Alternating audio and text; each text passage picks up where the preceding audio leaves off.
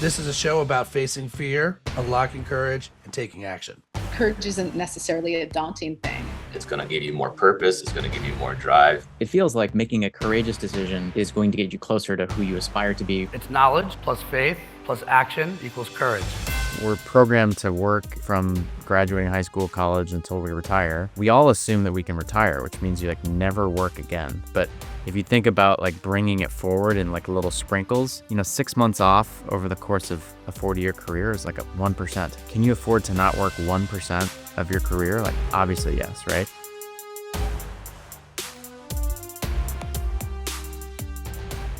I think most of us have been taught that the courageous move is to keep going, right? Answer the email, take the meeting, push through the burnout, keep climbing the ladder, keep producing, keep proving.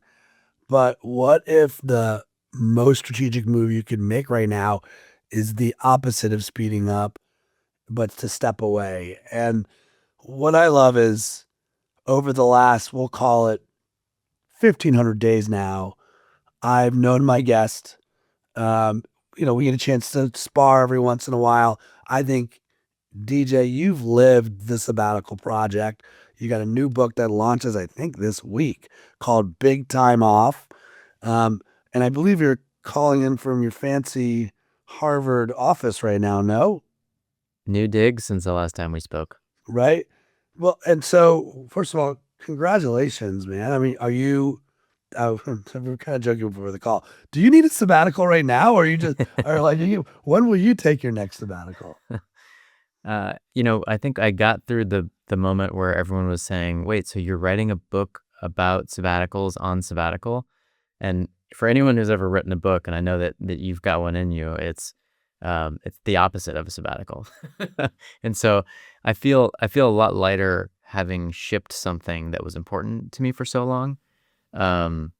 But yeah, I kind of worked through my 7-year inflection point. It's been 9 years since my sabbatical, and that's disappointing because I committed it to myself. But as we'll probably talk about, there's different seasons of life for different things, and this is a season of new births. I just had a kid. We've got the book launching. I started a job 3 years ago that I'm excited about. So you can't have it all, but I think it'll line up a pretty cool sabbatical in a few years or so.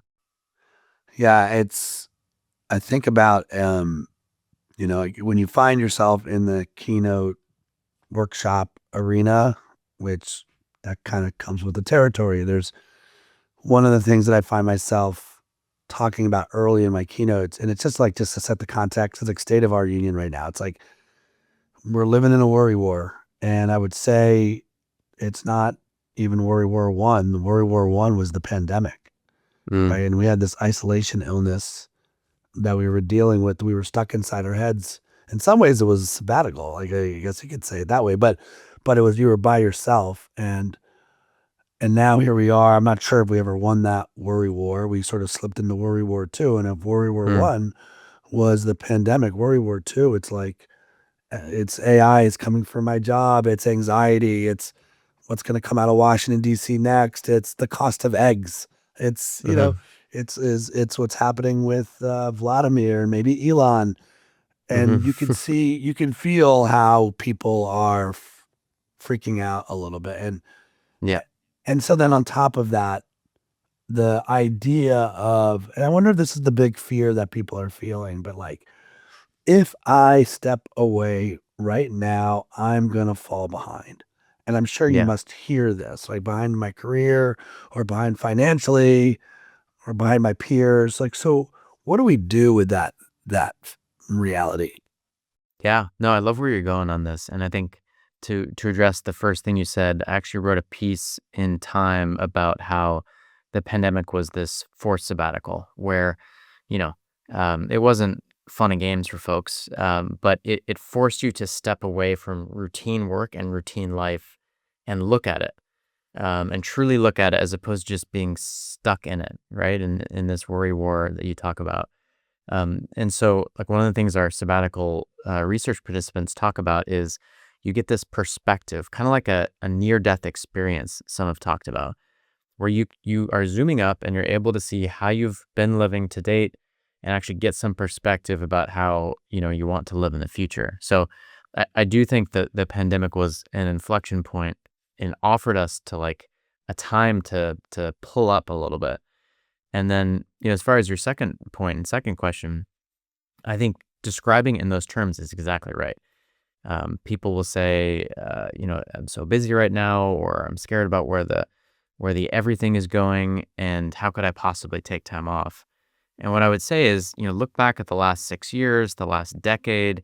When has it ever felt like that was the case? In general, people never feel like they can take a few months off. That was me. That's anyone who hasn't taken a sabbatical.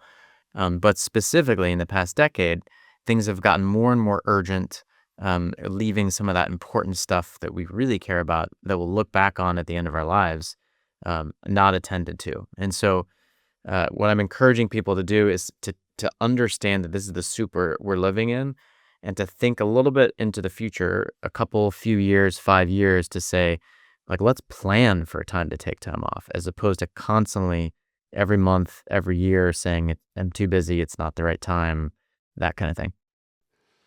I also wonder for me, like, and again, I won't speak for anyone else, but my own identity plus my own responsibilities.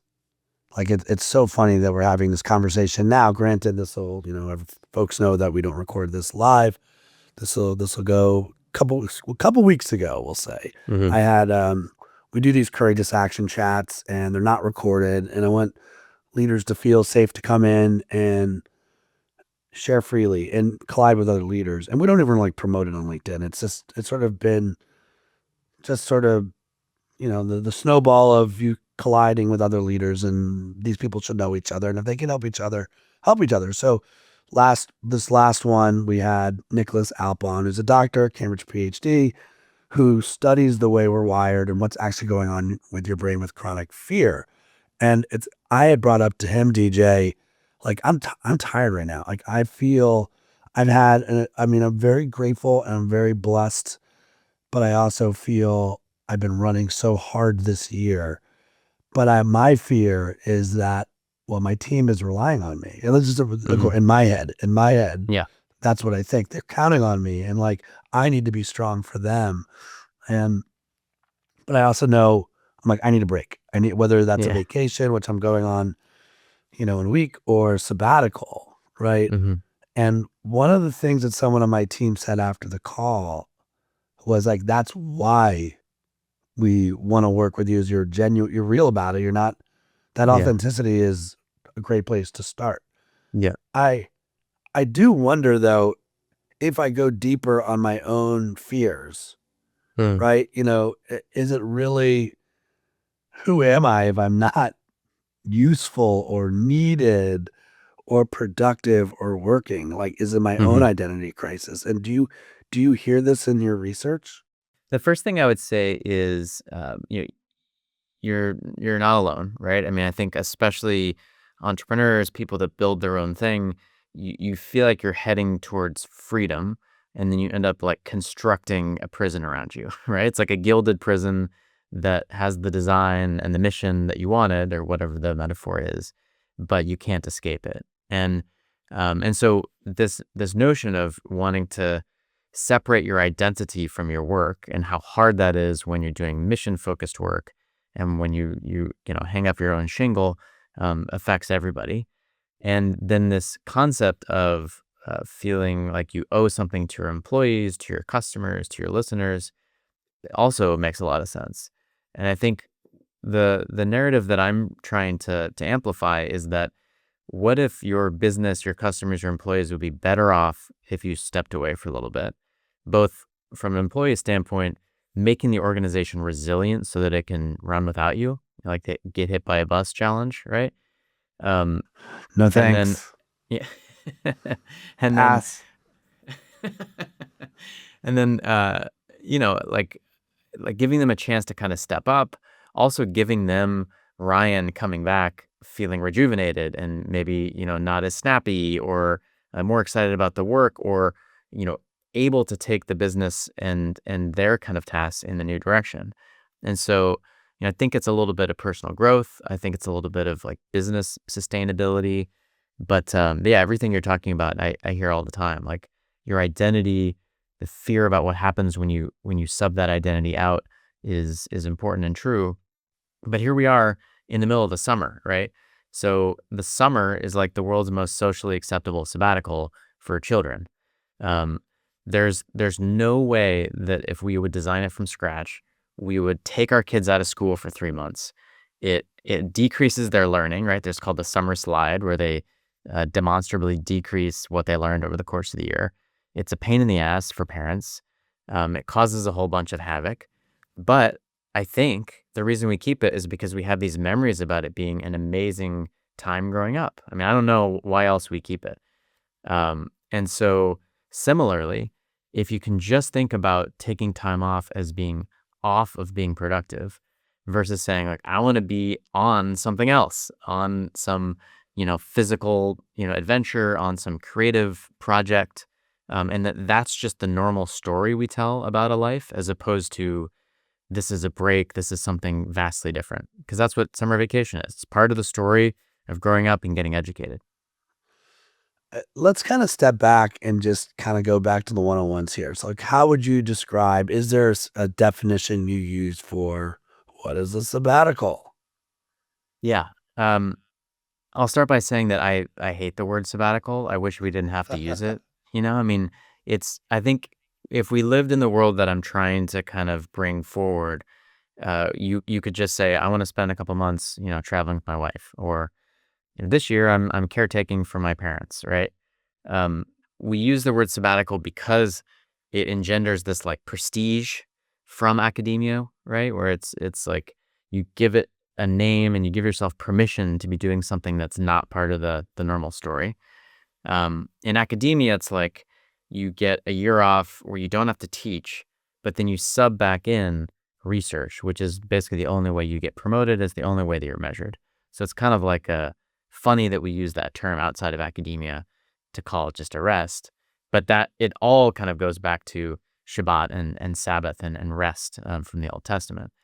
So when I set out to write the book and to kind of evaluate this phenomenon, I was like, okay, someone's got to create a definition here. So here's mine. Feel free to adjust or use your own, but extended leave intentionally taken from your job. So stepping away from your job for an extended amount of time on purpose. Extended, ideally measured in months, not days or weeks. Intentional. It doesn't mean you have to choose to step away from your job, because most sabbaticals, around 2/3, are caused by a negative event, like health crisis, relationship crisis, job crisis. But once you're in sabbatical land, you say like, all right, I'm not going to look for another job. I'm actually going to give myself some space and be intentional about not working. I mean, what does that tell us about how badly people are waiting until something breaks, by the way? Like, it's like if 2/3 of all sabbaticals are unplanned, right? I mean, isn't that a data point in itself? And I feel like, should we create a corporate gap year? Like, is that what this is? Is there, and are other cultures doing this better than, well, obviously we're not doing it very well here.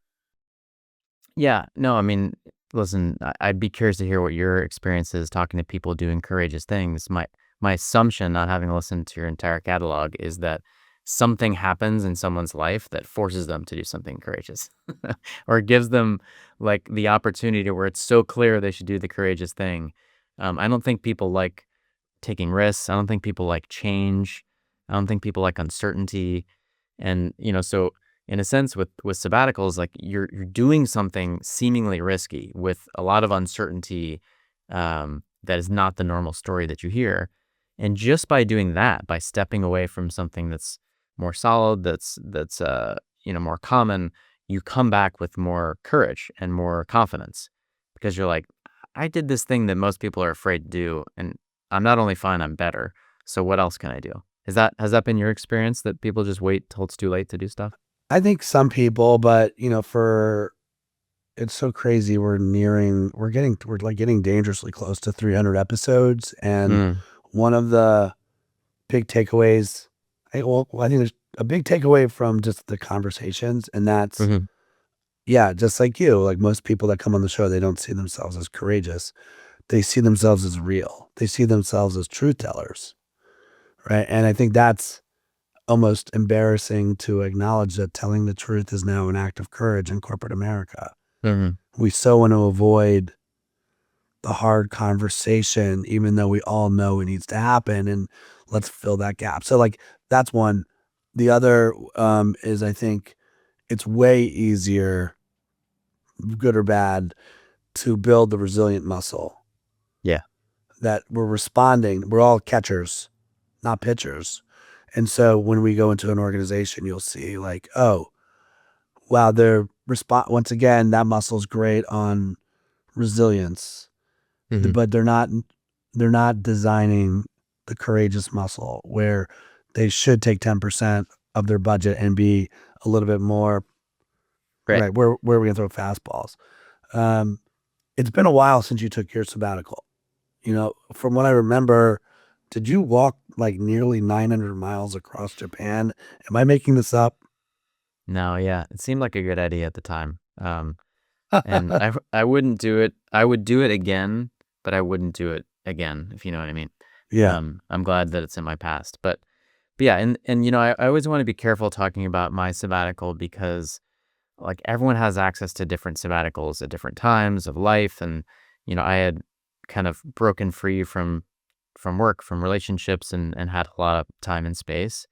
Um, and so, I want to like encourage people to think about what's something that you would regret not having done at the end of your life, or what story you'd love to tell your grandkids, and anchor on that, right? For me, it was I wanted to explore my spiritual side a little bit. I thought of myself as a spiritual person, grew up religious. It was like always important to me, in air quotes. But if you don't spend any time on it, then it's not actually important. Especially something that it requires a search. It's not like a tick the box.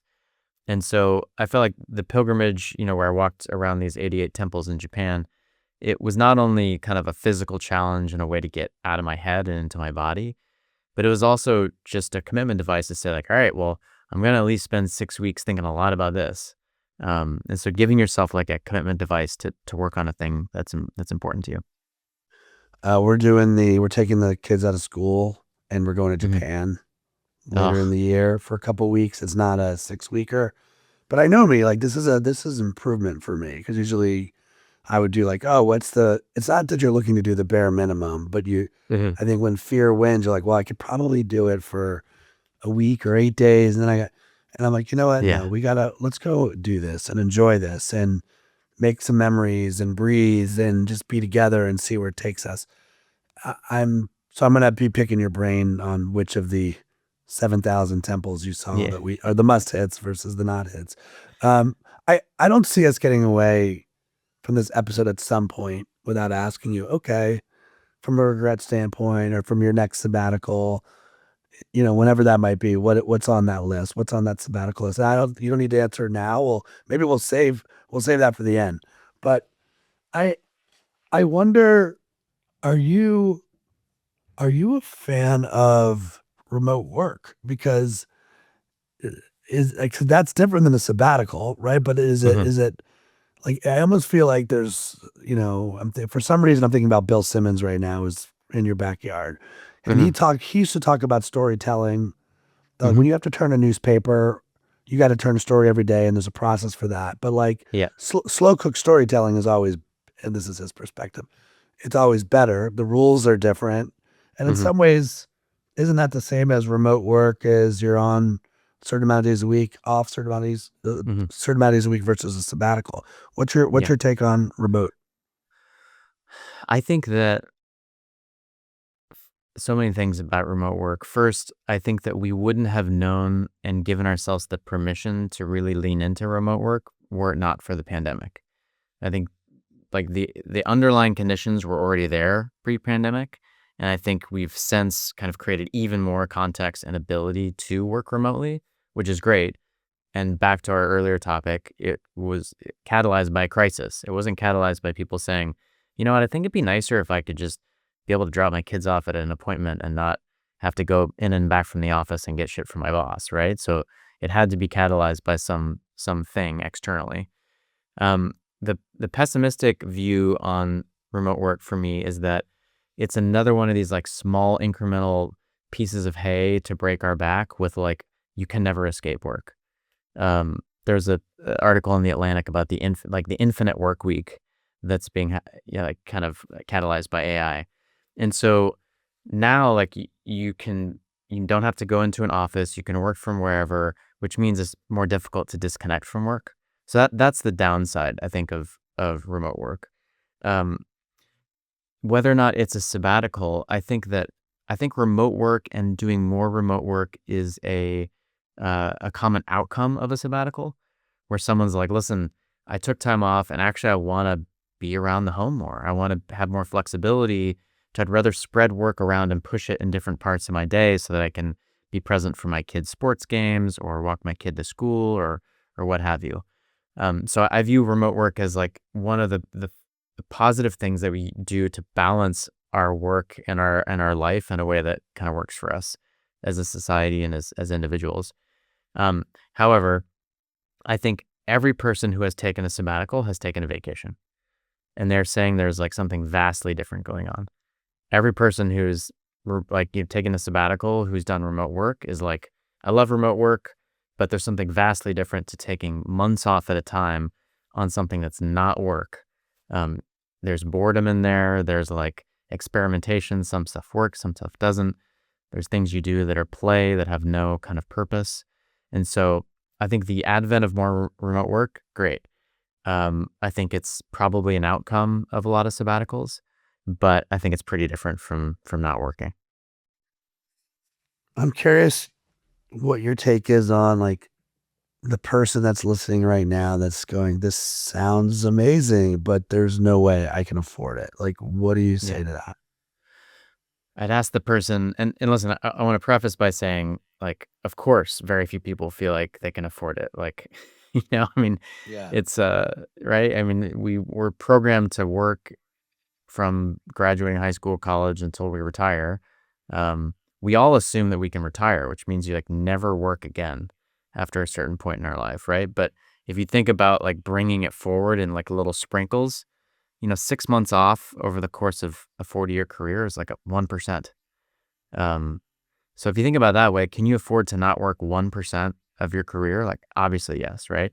So then I would ask that person to think about, like, what are you doing in 2036? Or what are you doing in 2031? Hold on, I'm checking And my just be like, calendar.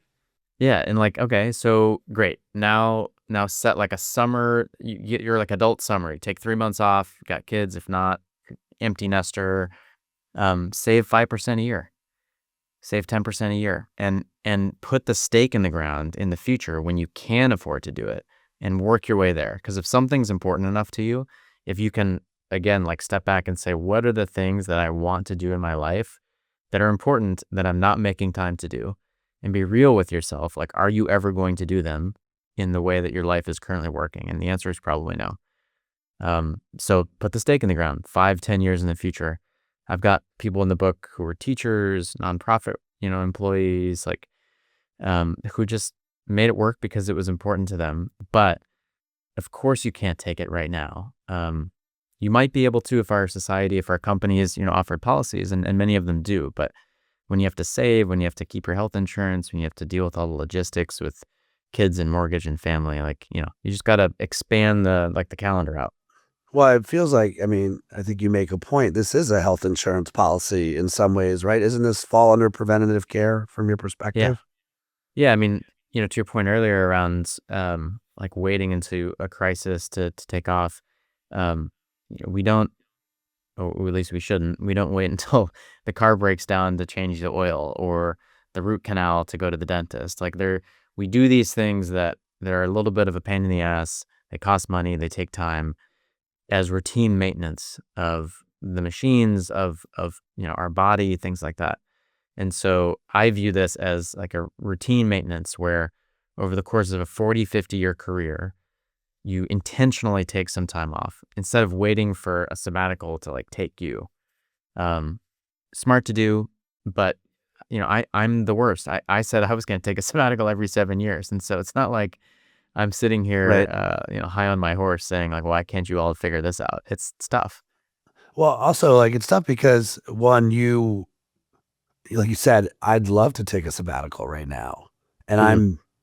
it's my this is my company, right? But like, Yeah. I think for a lot of people, which comes first? It's chicken or egg. Like, I want to take a sabbatical, but will the leader of my own business, what's their thought on sabbaticals? They don't see it as self Yeah. care. Probably they probably see it as like it's a leadership infrastructure problem. I think as Mhm. anything else. Like, as you did your research, did you see like you said you saw some companies they've got sabbatical policies in place? What were some of the best things that you saw?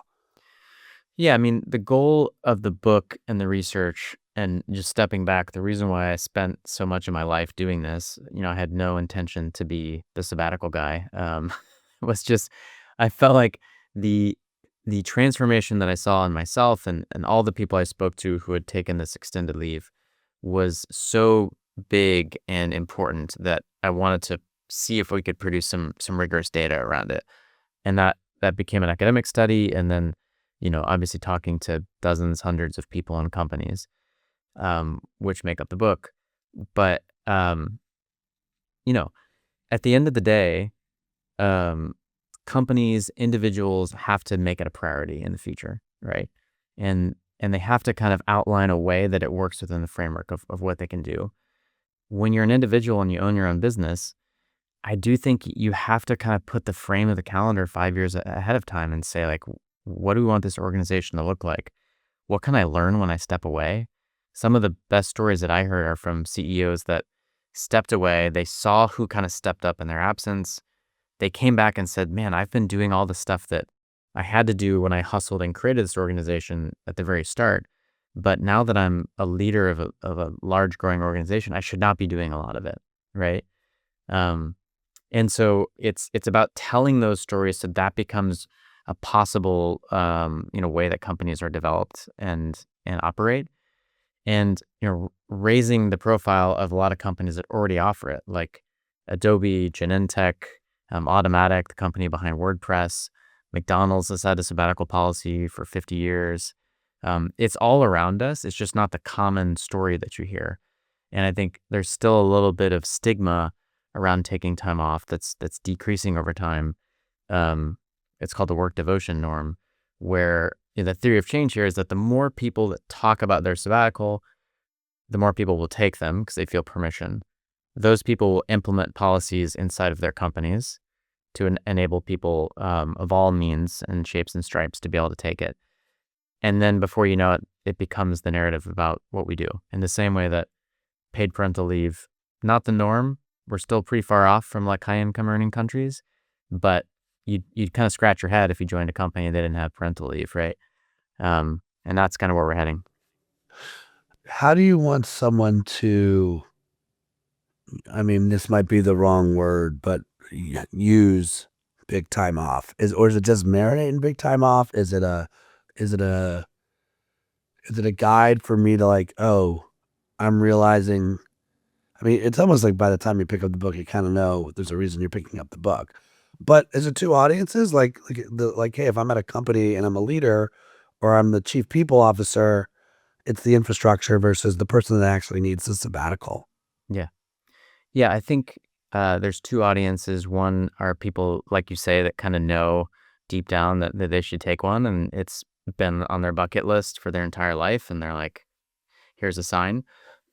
And the other is people that someone sends the book to. It's kind of like you need to do this, or you've been talking about this forever, like put up or shut up here, right? Um, and yeah, I do have a couple chapters in there for kind of business leaders, HR leaders, to kind of design one, think about best practices. But I think this interplay and tension between, like, you pick the book up with like your HR hat on or your like CEO hat on, and then I think you probably like read some chapters at night with that hat off, and you say like, I'm a human being. I kind of want to do this from a human standpoint, and so that we all wear these two hats. And I think it's interesting to think about folks going through the different chapters in the book, and I've arranged it such that there's like a practical kind of 1, 2, 3s of sabbatical section, and there's more of like a soulful like a research-based, story-based part that I think is more for like inspiration and permission. So that's how I hope folks engage in it, as as they pick it up. Yeah, one of my takeaways for sure from this conversation, it's like the point is not the break itself, it's the clarity that comes from the break. Mm-hmm. I imagine when you're out in the universe doing, the thing that you're supposed to be doing, and you can just sort of let fear thaw out, for lack of a better term, and just be, Yeah. that of course you're going to think more clear. And not that you would use a sabbatical to get another job. That's not like the big takeaway from here, but you sure seem a lot more interesting. I mean, I know you said you would never do the 900, the walk across Japan again, but like, what an amazing, unique story to have in your back pocket as well. Yeah. You are the most interesting man in the world when you do those types of things. Yeah. I mean, listen, I think that if someone's going to look at your resume and you put that you had a career break and you have maybe a couple sentences around it, and they rule you out because of it, I think it's a canary in the coal mine, right? Like, here you look at all the other experiences I've had on my resume, and then I prioritized myself. I did something that was important to me. If that's not going to work for you, that's a bad sign. And to your point, I think I talked to so many hiring leaders who are like, who do I want to talk to? Who do I want to work next to? Give me a little bit about what's important to you and show me that you had the confidence to go out and grab it for a little while. And like the density of memories you can create during a relatively small period of time is super high. So, back to your other question, you gotta nail me if I forget to answer your questions here. But as far as like, what you should do or the kind of guide that it provides, I think the only concrete thing that I say that people have to do is journal. And I know that's gonna like turn some people off, but literally, like, you can do whatever you want on sabbatical. I think the most important thing is you get enough time away from routine work to actually let the magic work. You have to be disconnected, so you're not taking on a consulting project that's going to fill up more time than you think it will, and be able to like experiment with different ways of living, with pursuing a hobby, getting out of your head and get into your body, or it's a hike or yoga teacher instruction or whatever. But just keep a journal before, during, and towards the end, so you can actually witness the change that's going through your headspace. Like it'll happen gradually. You'll come back and people will say, "Oh my gosh, you feel 10 years lighter." But you really got to keep track of like where were the voices in your head saying before you left? What felt good? What didn't feel good over your time off? What do you want to return to, and what do you want to drop when you come back? Did you find in your research, or did you study like the amount of days that you like that you should take off, that makes it a sabbatical? Is 90 days? Is there a day? Is there a day amount? No, I mean, listen, it changes based on so many variables. Like if someone is at the end of their rope and they're burnt out and they have ulcers and that kind of thing, like it's going to take longer to heal than if someone has a sabbatical policy with a company and they don't have to worry about their job and that kind of stuff. But I think, what we heard again and again in the research is that it takes much longer to heal and just like take that work identity off than you would think. I mean, you're going to go on a 2-week-long vacation. I'm sure, as with most people, at the end of that, you're going to be like, oh my God, that just flew by. Or I was just starting to get into it, right? And then it's over.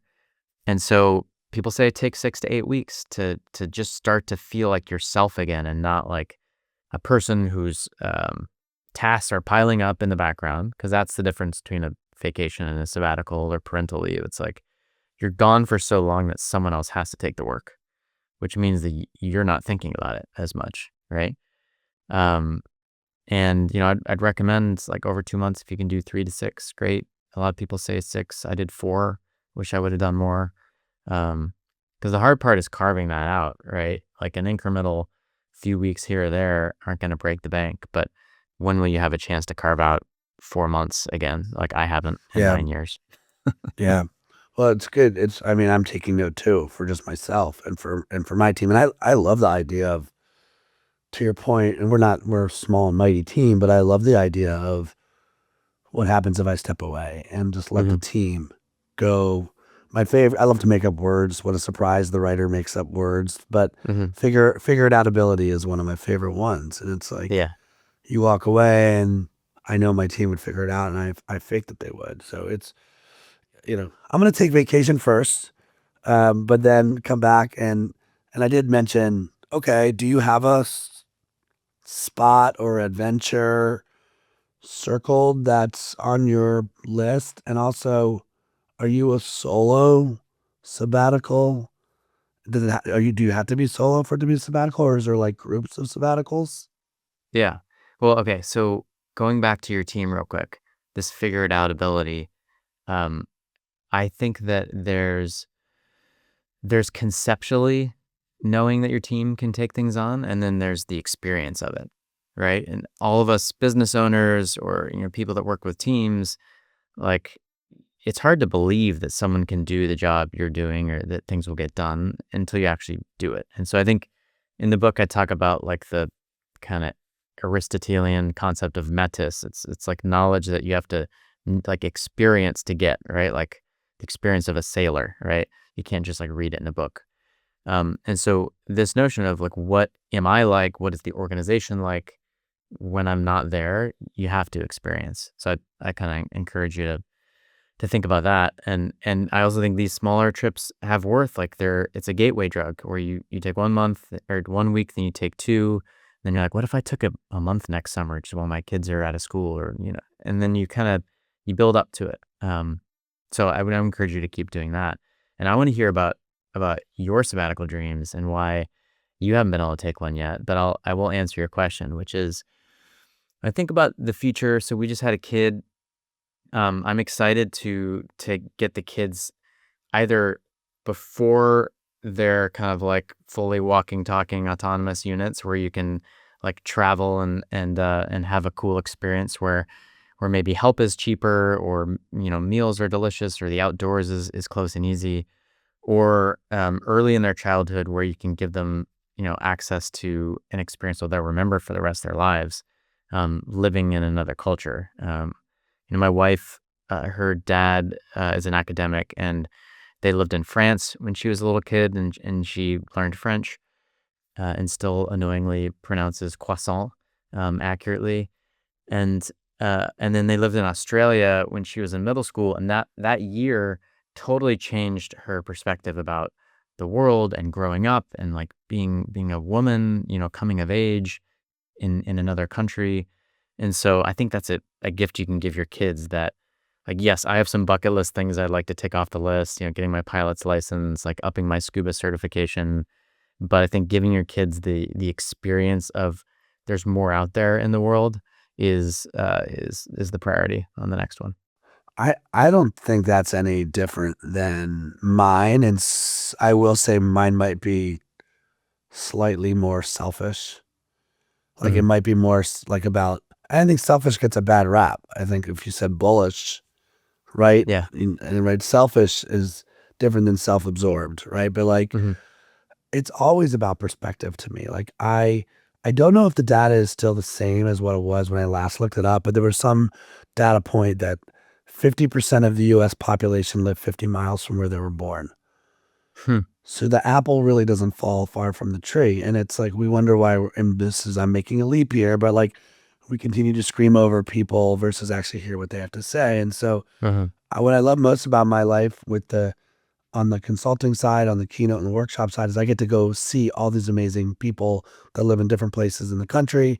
Yeah. But then even on the sabbatical side, like I got to work, I don't know, you've been busy too. Like, so I worked with Jalen Koff, she went through our coaching program. She won 2 silver medals at the Olympics in Livigno in Italy. And like her family were very gracious and like, you have to be here. I stayed with her family there. And to just be there for 8 days, was it a sabbatical? No. Was it a little sliver into what that's like? And then I added on a couple of days to walk through Milan by myself and just be there. So I see the value in the perspective side. And then this 2-week trip to Japan that's coming at the later in this year. So I'm excited to like collect all this stuff and see where it takes me. To your point, I think the other big takeaway is stop waiting for the crisis to create the pause. Like go do it for yourself. Don't wait till you're on the brinks of broken, and right, use it as a strategy to learn or grow or some intention going in. I love your commentary about journaling. I think that's an awesome thought, just so you have your ideas there and you can go back to those ideas and what you were feeling in those moments. Also, like you mentioned the word soul, which I feel is the ultimate point of us being here. It's like success to me is nothing if it's not soulful. Yeah. So how do you help people be more soulful? I think that, there's this concept I talk about in the book about like fertile emptiness. And so like needing to have emptiness in order to grow. I think it's tough to work on your soul when you're like checking your email all the time, your phone's buzzing, right? I mean, just the important versus the urgent, the amount of time and space that it takes. And I think part of it is to your point about spending some time with yourself. I think it's great to travel with partners, with family, but really coming back to yourself and reminding yourself like this is a life that I'm choosing to live by my actions and by the amount of time that I spend. With my students, I talk about, I teach in grad school, and so when you go to college or grad school, you have to fill out an application, and usually those applications are like some version of what are the things that I'm proud of, like what's my biggest mistake, but then it's also like where do you see yourself, and then how will this place help you get there? And then we stop doing that in our life. Like you're not filling out an application and an essay, about like where you see yourself in 5 years, and so I encourage folks to think about like what are the things that you see yourself doing, and like how can you get there? And I think that often takes solo time, right? Another thing which I don't explicitly recommend in the book, but I do recommend is a silent retreat. Journaling, silent retreats, these things sound horrible to most folks, and I do think the silent retreat was definitely the hardest thing I've ever done.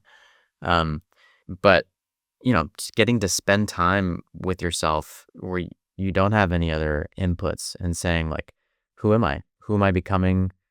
Am I heading in the right direction? Am I not? What tweaks do I want to make? So I think that's how you get back to soul. But I guess last thing I would say, there's a lot of research around spending time in nature, right? So being around things that are bigger than you, being around things that remind you that you're part of something bigger would be my suggestion. So if we took a time machine to the end of our lives, and by the way, permission granted to like, I mean, I'm not sure what my answer would be on this, but so it's almost unfair for me to ask you, but like, what does that, when you get to the end of this, like, what does fulfillment feel like for you? Just picturing like a garage with a bunch of fast cars in it, and just like how many bays is that garage? You just must have a ton of cars. No, I mean, like the research is super clear around like the thing that leads to longevity, the thing that leads to happiness. Like no one regrets, having worked too little, right? They regret having spent too little time with their family, with their loved ones, not working on something that living the life they wanted to live versus living someone else's life. So, my hope is that my loved ones, know and see that I've been there for them. And I think that the currency around that, especially with kids, I've heard, is time. And so you can say that you're there for them, but like spending time is the way in which people know and experience that. And I think in order to see, am I living like an authentic life to myself, it's around, I think like running experiments. So I think about like life and career blocks as like, what hypothesis am I testing? And right now I'm testing teaching. Do I like it? Am I good at it? Can I be great? And I'm testing writing. Do I like it? Can I be good? Can I be great? And I love writing in retrospect. I'm glad to have written. So we'll see if there is a next time, if I like it while I'm doing it. But it certainly feels empowering looking back upon. But it was tough. My first book was tough. Well, I mean, only metaphor I know that's close. I mean, I have never given birth, but like it feels like that. Like you're like, I'm never doing that again. Yeah. And then you're like, oh, you know what? You kind of forget. But yeah, Yeah. look at our backdrop. Like brave what's hard. Like no, I don't think I'm gonna remember the easy stuff. I think I'm gonna remember. I mean, I don't want my children to be complicated. I mean, but Yeah. that's hard. And even people talk about when their kids leave the house and all them, how loud the kids were all the time and the fighting, and then you get a quiet house, and you're like, I kind of miss that. And so my Yeah. sense is it's the hard stuff that you put yourself through, whether it's writing a book, whether it's, I mean, being a senior lecturer at Harvard Business School, which is amazing, DJ. And it's cool to watch, to see the choices that you've made and you're living your truth. And I think it's great advice for all of us. And that's all it is like, how do you get to a curious sense of yourself? And I also love the word experiments. It's just like, it's just chalking it up as an experiment is the way to go. Big time off, folks. Pick it up. I should ask, did you do the Audible? I did. Yeah. How was that? It was horrible. I mean, Come on. It was horrible, but not for the reasons that I was fearing. I was fearing that I would read my own book and just be like, this is not good. And I did not have that experience because, number one, because you read it so many freaking times when you're doing editing that you just you hate yourself. But I read it and I was like, you know what? I think I did a good job here, which is empowering. So it was horrible, but because you're just sitting in a room like for 6 hours a day for 6 days, like a soundproof room, and you're just reading. But it was a great experience. I'm glad that I did it. And I'm excited to have people hear me read it. I'm excited to, like, everyone thinks, they're like, oh, your kid's going to be able to listen to you read your book. And I was like, I don't think any kid is listening to their dad reading their book, but but maybe. Well, I mean, I would bet against that. Maybe not when they're kids. Maybe not when they're kids. But I mean, I've been very on the record that I hope my kids live a courageous life. I've got 2, and they're 13 and 10 right now. But it could be 20 years before somebody actually gets curious about what dad did for a living. And I'm just trying to put down I'm not going to make them do anything. I want them to go do their own adventure and live their own lives, but it's there for the taking if they want it, just on all these amazing conversations just like this. And I'll be the first to admit courageously, I should take a sabbatical. The question is when and how will I work it in, and all the things that most others feel too. It is a courageous act. So I'm excited. I'm glad the universe brought you to me at the right time. I'm glad you wrote Big Time Off. And I'll also keep you honest on, I'll take it for a whirl and let you know how I feel about it. Yeah, no, would love that. I think the courageous thing there is to put a flag in the ground, 5 years from now, whenever, and actually act towards it. Right. And so I think having that belief, having that intention is step one. And if I can be helpful in kind of holding you accountable, checking in, let me know. But thanks, man. That's why I wrote the book, so that people have like examples of folks in their life that have done it, to give them permission to be able to do it themselves. I have to ask, last question, and I'll let you roll. Are you doing anything with the executive education program? Like, could people take a DJ course and sign up for your magic over at Harvard? It's a good question. Not like a standalone program yet, but with the executive ed programs, I will do a session around covering business leaders that have taken a step away. So, but be in touch, and I can let people know. The sabbaticalproject.org, djdidonna.com. Be in touch, and I'll put you on the list. Perfect. Power of sabbaticals, folks. Thanks, DJ. Keep it rolling. Congratulations on the book. Thanks for tuning in to this episode of the Courageous Podcast. If you enjoy the show, don't forget to rate and review us on Apple Podcasts so more people can find us. See you again next week.